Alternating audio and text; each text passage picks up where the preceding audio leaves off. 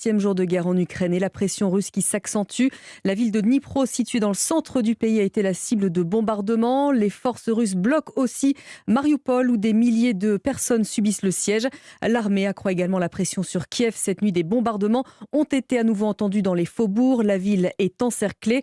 Bonjour Nicolas Toneff. Bonjour à toutes et à tous. Vous êtes l'envoyé spécial d'Europe 1 à Kiev et jour après jour, vous avez vu la capitale ukrainienne se transformer. Oui, là où il y avait de petits checkpoints, il y en a maintenant des gros, avec même sur certains des blindés amenés en renfort. Ces derniers jours, j'ai pu voir hier un obusier, un canon longue portée, passer devant l'hôtel, ici, en plein centre-ville de Kiev. Sur tous les axes, des obstacles sont apparus, disposés pour gêner une éventuelle entrée de colonnes blindées russes. Tout est bon, des carcasses de camions, des trolleybus mis en chicane hier sur une voie rapide, même des tramways à l'arrêt qui ferment des carrefours. Partout où c'est possible, des volontaires finissent de creuser des tranchées avec cet adage de soldats ukrainiens: plus ton trou est profond, plus ta vie sera longue.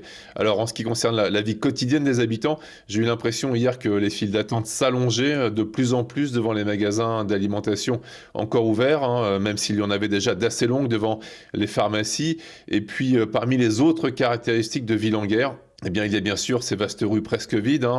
Maintenant, on peut apercevoir des chiens errants, isolés ou en bande à la recherche de nourriture. Et puis, cette disparition progressive du code de la route pour ceux qui roulent. Adieu les limitations de vitesse, les feux qui fonctionnent encore de moins en moins respectés et des contresens fantaisistes sur tous les axes. Merci Nicolas Toneff.